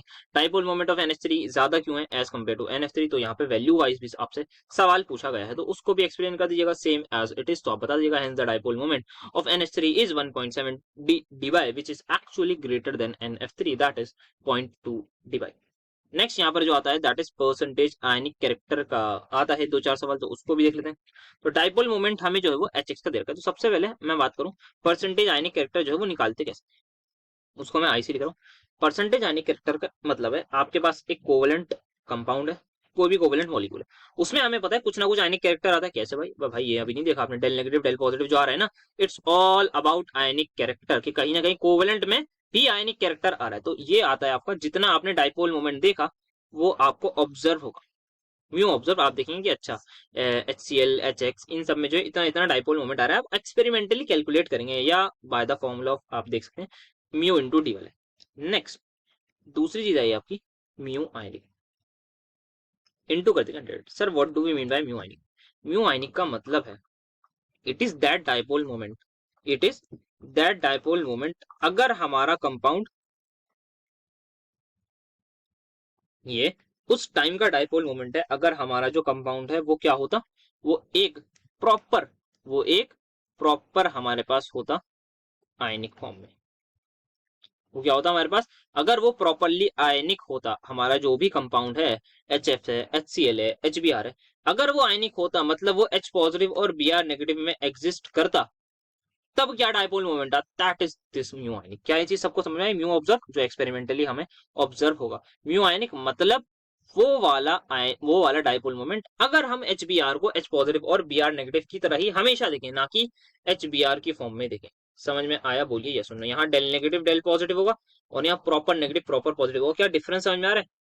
अब इसका फॉर्मूला हमें पता है क्या होता है, that is Q into D.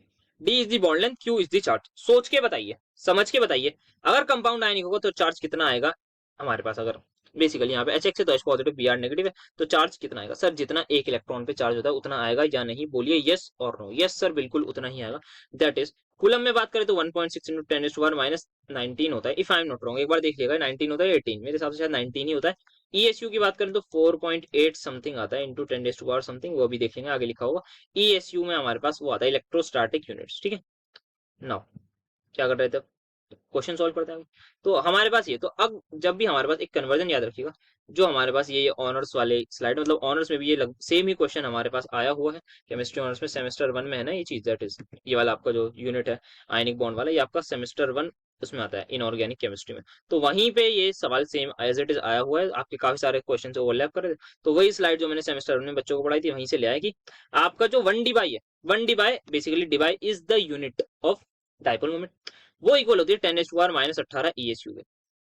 दूसरा 1 डिवाई आपका इक्वल होता है अगर आपका कूलम्ब सेंटीमीटर में हो, तो कूलम्ब सेंटीमीटर आप बोल सकते हैं this is going to be your SI unit, और ये आपकी हो गई CGS यूनिट, CGS यूनिट। ये इलेक्ट्रोस्टैटिक यूनिट आप देख सकते हैं 10⁻10 आएगा। So this is your value of Q अगर आपके पास इलेक्ट्रोस्टैटिक यूनिट है। तो यहाँ पर क्वेश्चन में देखें तो डिवाई हमें दे रखा है। So how we are going to calculate percentage ionic character? Mu observe मुझे दे रखा है कितना, 1.92 दोनों। नाउ डिवाई को मैं कन्वर्ट कर सकता हूँ चाहूँ तो मैं इलेक्ट्रोस्टैटिक यूनिट्स में या फिर कूलम्ब सेंटीमीटर में। वो नीचे वाले से दिखते हैं, हम क्या करेंगे। यहाँ पे बॉन्ड लेंथ मुझे दे रखी है 1.20 एंगस्ट्रॉम, चार्ज दोनों में गिवन नहीं है, तो चार्ज अब मेरी मर्जी जो मैं चाहूँ वो ले सकता हूँ, या तो इलेक्ट्रोस्टैटिक यूनिट वाला या फिर आपका जो है वो कूलम वाला, दैट इज एसआई यूनिट। तो जो भी मैं चाहूंगा वो मैं ले सकता हूँ, बट फिर मुझे इसको सेंटीमीटर या मीटर में कन्वर्ट करना हो, तो आप बताइए क्या करें। तो मैं कर देता हूँ उसको। बॉन्ड लेंथ क्या है 1.2 इंटू 10⁻⁻10 मीटर आ गई। तो कूलम वाला लेता हूँ मैं। 19 ही होता है ना यार, बस एक बार ये देख लीजिएगा, ये 19 ही होता है यार। ये मैं इसमें थोड़ा सा कंफ्यूज हूँ कि ये -19 होता है या कुछ और होता है, ठीक है। तो ये आप ले लेंगे। नाउ अब डी वाई को आप इस फॉर्म में लिखेंगे 3.33 into 10⁻⁻30 coulomb centimetre. 3.33 into 10⁻⁻30 coulomb metre, यहाँ भी आ जाएगा कूलम मीटर से कूलम मीटर कैंसिल, इनटू आप 100 कर देंगे। तो एट द एंड आप एक आंसर तक पहुंचेंगे, जो ऑब्वियसली क्योंकि यहीं पर भी सेम क्वेश्चन आया है, आप बस सेम तरीके से ही जा रहे हैं। यहाँ पर बस आपने यूनिट का आपने अलग तरीका लिया है, तो आपका जो भी फाइनल आंसर आएगा उसको आप इजीली रिपोर्ट कर दीजिएगा with the help of your calculator. तो कैलकुलेटर अलाउड वैसे ही होता है, तो आप यहाँ पे इजीली अपना आंसर कैलकुलेट कर सकते हैं। तो यहाँ पर करके देखें एक बार तो 10⁻⁻29 हो जाएगा। तो यहाँ आएगा 1.92 बटे 1.2 इंटू 1.6 इंटू 3.33।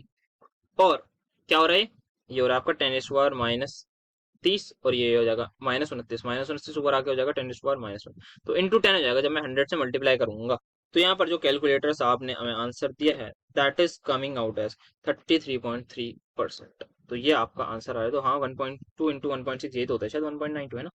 लगभग हमारे पास ये होता है 7, ठीक है। हाँ तो ये पूरा का पूरा कैंसिल हो जाएगा, बचा ये तो आपका 33.3% आपका आयनिक कैरेक्टर आएगा इन दिस बॉन्ड। तो ये वाली भी एक वैरायटी है, दोनों बार आपसे सेम ही सवाल पूछा गया, लगभग कुछ वैल्यूज वगैरह चेंज कर हो सकता है। तो आपको मैंने दोनों मेथड बता दिया, सीजीएस यूनिट वाला भी बता दिया, और दूसरा हमारे पास जो है वो एसआई यूनिट वाला है, वो भी तरीका बता दिया है, हमने देख लिया इस क्वेश्चन को करने का। Right, short notes on फजान्स rule या फजान्स रूल, दोनों नाम लिखे हुए हैं, दोनों ही नाम हमारे पास होते हैं।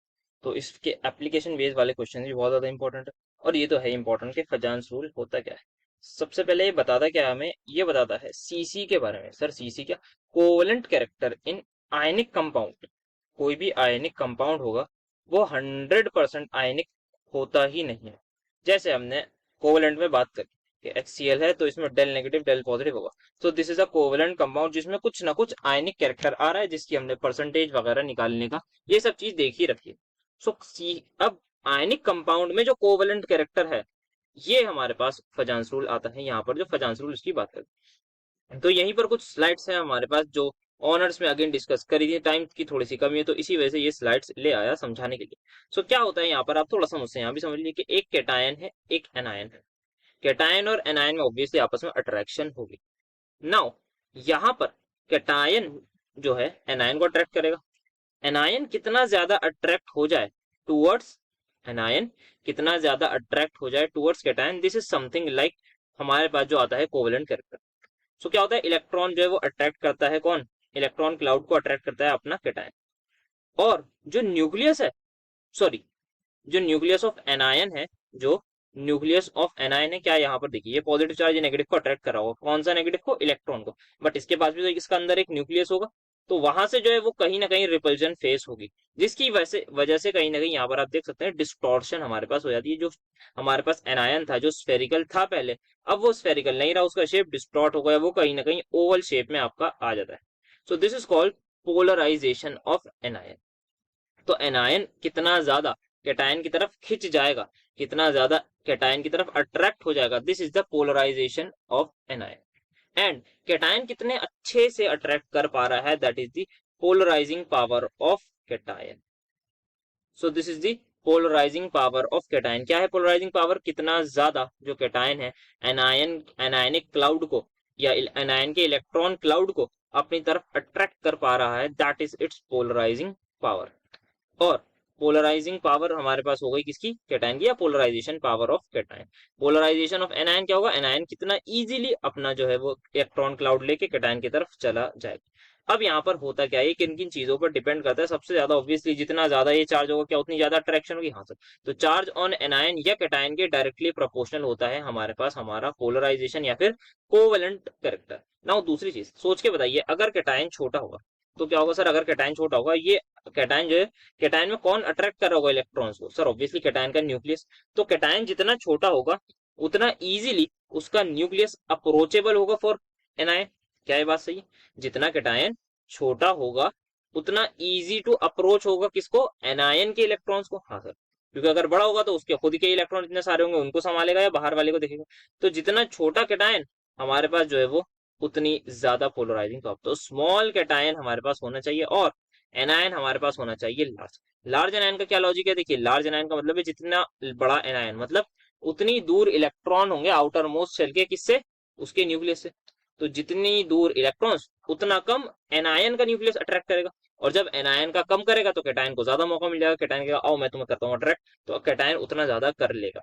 तो लार्ज एनायन से हमारे पास ये होता है क्या, कि जितना लार्ज एनायन उतनी ज्यादा पोलराइजेबिलिटी या पोलराइजेशन ऑफ एनायन हमारे पास होती है। ठीक है, तो चार्ज के डायरेक्टली प्रोपोर्शनल हो गया, साइज के इनवर्सली हमारे पास प्रोपोर्शनल हो गया। जैसे कि आप यहाँ देख सकते हैं चार्ज का एग्जांपल यहाँ लिखा हुआ है, NaCl और MgCl2 में कौन ज्यादा कोवेलेंट, MgCl2। यहाँ BeCl2 और MgCl2 का लिखा हुआ है, तो इसमें कौन ज्यादा covalent, that is BeCl2 because of cation छोटा है। ठीक है, नेक्स्ट देखते हैं।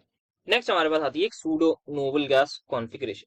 यहाँ पर क्या होता है, हमारे पास नोबल गैस कॉन्फ़िगरेशन हमें पता है, जब आउटर मोस्ट शेल में 8 इलेक्ट्रॉन्स होते हैं, that is our noble gas configuration. Pseudo noble gas configuration का मतलब है हमारे पास जब 18 इलेक्ट्रॉन्स होंगे उसको।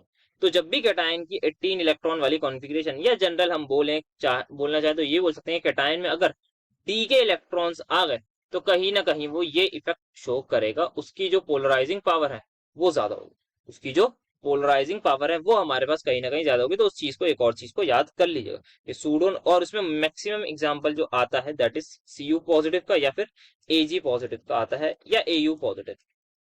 इन तीनों में से ही AgCl, AuCl या CuCl, ये ही आपको लगभग कहीं ना कहीं देखने को मिलेंगे आपके एग्जाम में। तो क्या हुआ, फजांस रूल हमारे पास बताता है covalent character in ionic compound. Anion और कैटायन हमारे पास आप सभी को दिख रहे होंगे। क्या होता है, कैटायन जो है वो अट्रैक्ट करता है इलेक्ट्रॉन क्लाउड को, एनायन जो है वो क्या करता है, कुछ नहीं करता, खुद अट्रैक्ट हो जाता है किसी तरफ, कैटायन की तरफ। और ऑब्वियसली एनायन का जो न्यूक्लियस है वो जो है वो रिपल्जन कहीं ना कहीं क्रिएट कर रहा होता है थ्रू कैटायन के न्यूक्लियस को। तो इससे क्या होता है, डिस्टॉर्शन हो जाता है हमारे पास जो शेप में। तो ये हमारे पास फजांस रूल हो गया है। इसकी एप्लीकेशन बेस, इसके जो एप्लीकेशन है वो बहुत ज्यादा इंपॉर्टेंट है। सोच के बताइए, कोई भी चीज आयनिक है तब बॉन्डिंग ज्यादा स्ट्रॉन्ग होती है कोवेलेंट। सर ऑब्वियसली जितना ज्यादा आयनिक कैरेक्टर उतनी ज्यादा हमारे पास क्या होती है, स्ट्रॉन्ग बॉन्डिंग होती है, उतना ज्यादा बढ़िया आयनिक, सॉरी उतना कम कोवेलेंट कैरेक्टर। मतलब आयनिक character electrostatic force of attraction है, और कोवेलेंट कैरेक्टर क्या है, वो तो सिंपल सी भाई हमारे पास सिंपल बॉन्डिंग होती है। तो मेल्टिंग पॉइंट जितना ज्यादा होगा क्या उतना ही ज्यादा आयनिक कैरेक्टर, या उल्टा बोलूं, जितना ज्यादा आयनिक कैरेक्टर उतनी ज्यादा electrostatic force of attraction, electrostatic force of attraction. हाँ, और जितना ज्यादा स्ट्रॉन्ग इलेक्ट्रोस्टैटिक फोर्स एक्शन उतना ज्यादा क्या मेल्टिंग पॉइंट होगा या नहीं, बोलिए यस। यस सर, बात तो बिल्कुल सही लगी। अब बात करते हैं हमारे पास covalent character. Obviously covalent character कम तो आयनिक ज्यादा, तो मेल्टिंग पॉइंट ज्यादा, तो मेल्टिंग पॉइंट हमारे पास डायरेक्टली प्रोपोर्शनल है आयनिक कैरेक्टर की। Now let us talk about solubility. तो सोल्यूबिलिटी हम वाटर में एक बात करेंगे और एक बात करते हैं पोलर सॉल्वेंट में, या फिर आप समझ लीजिए इनऑर्गेनिक और ऑर्गेनिक सॉल्वेंट। तो like dissolve like, unlike dissolve like, generally जितने भी ऑर्गेनिक कंपाउंड्स होते हैं दे आर पोलर, या फिर आप समझ लीजिए non polar. They are generally non polar, जैसे कि बेंजीन वगैरह हो गए, सारे के सारे हमारे नॉन पोलर होते हैं ऑर्गेनिक सॉल्वेंट। नॉन पोलर मतलब चार्ज कोई सेपरेशन एज सच नहीं होता। तो हमें पता है आयनिक कंपाउंड्स में क्या होता है, बढ़िया से चार्ज होता है, पॉजिटिव नेगेटिव। तो आयनिक कंपाउंड किस में डिजोल्व होना चाहेगा, आयनिक में ही होना चाहेगा, जो क्या हो, पोलर हो। बट ऑर्गेनिक वाले हमारे जो कंपाउंड है वो कैसे होते हैं, जितने भी हमारे ऑर्गेनिक कंपाउंड है वो नॉन पोलर होते हैं। तो नॉन पोलर में कौन होना चाहेगा डिसॉल्व, हमारे पास कोवेलेंट। तो पोलर में हमारे पास कहीं ना कहीं जिसमें आयनिक कंपाउंड है वो डिसॉल्व होना चाहिए, पोलर में नहीं। तो पोलर सॉल्वेंट क्या है, वाटर एग्जांपल है। तो अब क्वेश्चन आता है कौन अच्छा किसकी ज्यादा सोल्यूबिलिटी है वाटर। तो कैसे बताएंगे, वो सोल्यूबिलिटी वाटर में ऐसे बताएंगे कि water is a polar solvent. तो क्या होगा, जितना ज्यादा आयनिक कैरेक्टर होगा उतना ज्यादा वो चीज सोल्यूबल होगी वाटर में। जितना कम कोवेलेंट कैरेक्टर होगा उतनी ज्यादा सोल्यूबल होगी, जितना ज्यादा कोवेलेंट कैरेक्टर उतनी कम सोल्यूबल होगी वाटर में। तो आयनिक कैरेक्टर एक और चीज शो कर रहा है, जितना ज्यादा आयनिक कैरेक्टर उतनी ज्यादा सोल्यूबिलिटी वाटर। नेक्स्ट जो थर्मल स्टेबिलिटी है, वैसे ये इतनी इंपॉर्टेंट नहीं है, बट ये आती है thermal stability for generally for, हमारे पास आती है आपकी पॉली एटॉमिक एनायंस की, या फिर थर्मल स्टेबिलिटी ऑफ कार्बोनेट्स, आप सिंपल लिखे तो उसी को समझ लीजिए। कार्बोनेट्स की थर्मल स्टेबिलिटी इनवर्सली प्रोपोर्शनल होती है कोवेलेंट कैरेक्टर के। हमारे पास थर्मल स्टेबिलिटी का मतलब क्या है, हीट करने पर ब्रेक डाउन हो जाना, हीट करने पर ब्रेक डाउन हो जाना। तो जितना ज्यादा कोवेलेंट कैरेक्टर उतनी कम ऑब्वियसली हमारी थर्मल स्टेबिलिटी होगी, मतलब कम टेम्परेचर पर ब्रेक डाउन हो जाएगा। जैसे कि एग्जांपल लिखा हुआ है कि BeCO3 100 डिग्री पर ही ब्रेक हो गया, वेयर एज MgCO3 350 पर हुआ है। नेक्स्ट अब चलते हैं अपने क्वेश्चंस की तरफ। सबसे पहला question, which cation will exert a great polarising power in the following cases. तो यहाँ पर सोडियम पॉजिटिव, यहाँ पर मैग्नीशियम पॉजिटिव। कौन ज्यादा पोलराइजिंग पावर दिखाएगा? Magnesium positive. क्यों ज्यादा पोलराइजिंग पावर दिखाएगा? बिकॉज हमारे पास, हम बोलेंगे कि चार्ज जो है वो इसका ज्यादा है। चार्ज अगर ज्यादा है तो ऑब्वियसली ज्यादा अट्रैक्ट करेगा एनायन के इलेक्ट्रॉन को, और क्या होगा? और ज्यादा अट्रैक्ट करेगा तो क्या होगा बताइए मुझे। सर अगर ज्यादा अट्रैक्ट करेगा तो मतलब ऑब्वियसली ज्यादा कोवेलेंट कैरेक्टर होगा, ज्यादा पोलराइजिंग पावर है, एनायन की पोलराइजेबिलिटी भी कहीं ना कहीं बढ़ जाएगी। तो इस तरीके से आप इसको एक्सप्लेन कर सकते हैं। Next we have to tell Cu2 positive और Ca2 पॉजिटिव। वैसे यहां तक ये जो हम बात करें, ये तो खैर हमारे पास एस ब्लॉक के एलिमेंट से, तो यहाँ पर हमने बोलिए अब एक एस ब्लॉक का एलिमेंट है, एक कोई पी ब्लॉक का मान लीजिए या डी ब्लॉक का, तो देखते ही आप बोल दीजिएगा कि एस ब्लॉक का एलिमेंट ज्यादा आयनिक होगा क्योंकि वो ज्यादा मेटालिक इन नेचर होता है। वेरएस हमारे पास जो है, जो डी ब्लॉक या पी ब्लॉक का कोई एलिमेंट है तो ऑब्वियसली वो ज्यादा कोवेलेंट होगा, उसकी पोलराइजिंग पावर ज्यादा होगी। तो आप इसका बताएंगे, इसकी जो कॉन्फ़िगरेशन है दैट इज D9। इसमें जो है हमारे पास वो डी के इलेक्ट्रॉन्स प्रेजेंट है। कैल्शियम जो है वेरएस यहाँ पे चार्ज सेम है। और दूसरी चीज आप बता सकते हैं साइज से, कि जो साइज ऑफ कॉपर 2 पॉजिटिव है वो क्या है, यहाँ पर साइज जो है वो स्मॉल है। सेम उसके लोग हैं, सेम पीरियड के, कैल्शियम भी इसी पीरियड का है, और हमारे पास कॉपर भी कैल्शियम के बाद आते हैं ना आपका, स्कैंडियम टाइटेनियम इरिडियम में। तो इधर से इधर जाने में क्या होता है, साइज हमारे पास बताओ डिक्रीज होता है। तो साइज डिक्रीज, तो साइज स्मॉल किसका, Cu का जो साइज है वो ज्यादा स्मॉल है। तो अगर स्मॉल साइज तो क्या ज्यादा, तो सर स्मॉल साइज तो पोलराइजिंग पावर ज्यादा, क्योंकि चार्ज तो सेम है ना। देखो चार्ज जब सेम है तो साइज से जाऊंगा मैं, तो चार्ज सेम, साइज जो है हमारे पास कॉपर का छोटा, तो उसकी पोलराइजिंग पावर ज्यादा हो जाएगी। ये सिंपल सा इसका आंसर हो जाएगा।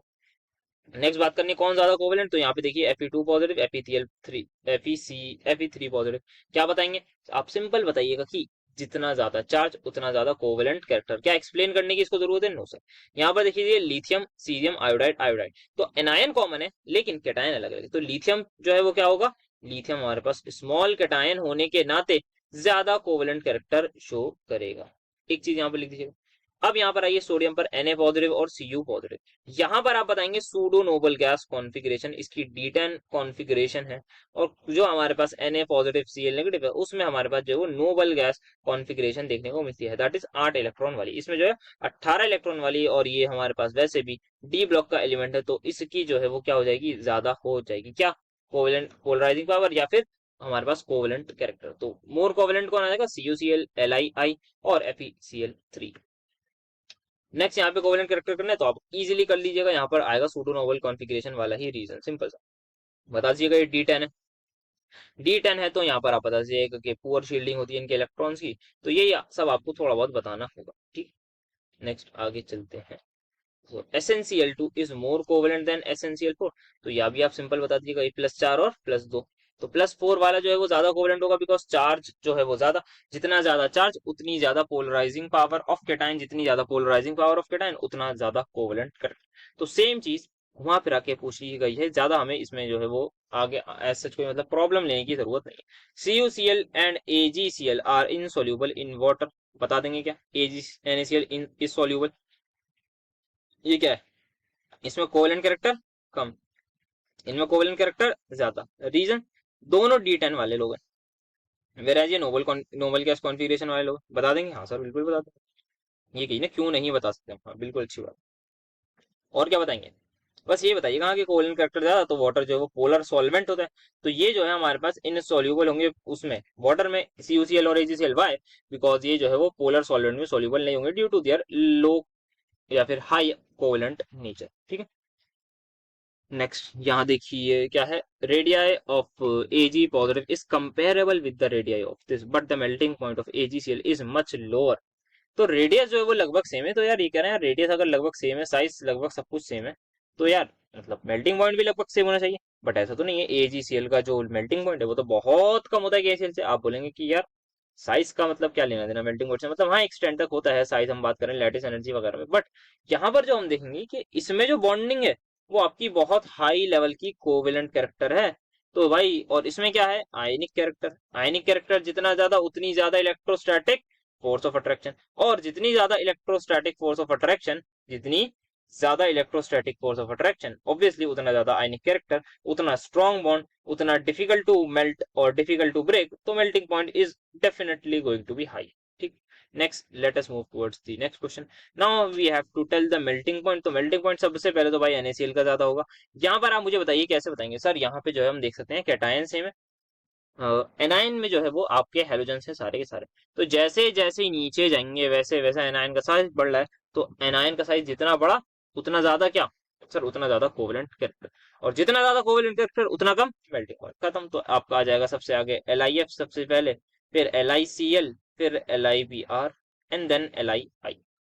क्या है चीज सभी को क्लियर हुई without any doubt? Yes sir.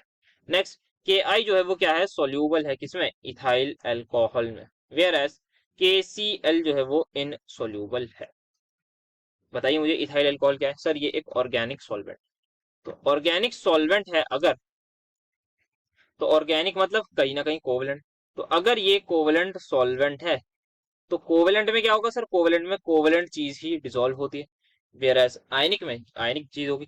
तो Ki जो है वो ज्यादा सोल्यूबल क्यों है, क्योंकि इसमें जो है वो Cc ज्यादा है। सिंपल यार। कैसे सर, क्योंकि कैटायन सेम, एनायन का साइज बड़ा तो कोवेलेंट कैरेक्टर ज्यादा हो जाएगा। तो इसी वजह से यार लगभग सेम चीज यहाँ पर घुमा फिरा के हमें बतानी है हर बार। ZnCl2 ज्यादा सोल्यूबल है ऑर्गेनिक सॉल्वेंट देन MgCl2। आप बताएंगे यार इसका जो चार्ज है वो तो सब कुछ सेम है, बट ZnCl2 की T10 कॉन्फ़िगरेशन हो जाती है, that is pseudo noble gas configuration. तो इसमें Cc जो है वो ज्यादा आ जाएगा। तो अगर Cc ज्यादा हुआ तो मतलब ऑब्वियसली ऑर्गेनिक सॉल्वेंट या फिर कोवेलेंट सॉल्वेंट में ज्यादा सोल्यूबल होगा। Melting point of NaCl higher होगा किससे, एल्यूमिनियम से। Why which is more covalent, तो कोवेलेंट तो आप बता देंगे CaCl2 होगी। क्यों, क्योंकि साइज ऑफ एनायन क्या है यहाँ पर ज्यादा है, और कैटायन पे charge same, cation cation same है तो एनायन अलग है। तो जितना बड़ा एनायन उतनी ज्यादा हमारे पास कोवेलेंट कैरेक्टर। तो इसमें अब ज्यादा डिटेल में बात नहीं करेंगे। मेल्टिंग पॉइंट इनमें किनका ज्यादा होगा, तो आप बोलेंगे सर यहाँ पे Na पॉजिटिव Cl नेगेटिव तो सेम है बट कैटायन अलग है। एल्यूमिनियम पर क्या चार्ज है, +3। यहाँ पर जितना ज्यादा चार्ज उतना ज्यादा कोवेलेंट कैरेक्टर, और जितना ज्यादा कोवेलेंट कैरेक्टर उतना कम मेल्टिंग पॉइंट। तो NaCl में क्या है हमारे पास, कोवेलेंट कैरेक्टर कम मतलब आयनिक कैरेक्टर ज्यादा, आयनिक कैरेक्टर ज्यादा मतलब strong force of attraction, strong force of attraction मतलब डिफिकल्ट टू ब्रेक और difficult to melt, hence the melting point of NaCl is much much higher. जैसे कि आप लोग अगेन देख सकते हैं ये क्वेश्चन पूछा गया। नाउ दे आर आस्किंग कौन विच, हमें HCl और HCl और HF में किसका ज्यादा बॉइलिंग पॉइंट होगा, एक चीज ये है। दूसरी है हमें अच्छा फजांस रूल के बेस पे, ये तो सोल्यूबिलिटी तो हमने बहुत बार डिस्कस कर लिया कि कौन ज्यादा सोल्यूबल होगा। ऑब्वियसली जो है हमारे पास वाटर में NaCl ज्यादा सोल्यूबल होता है।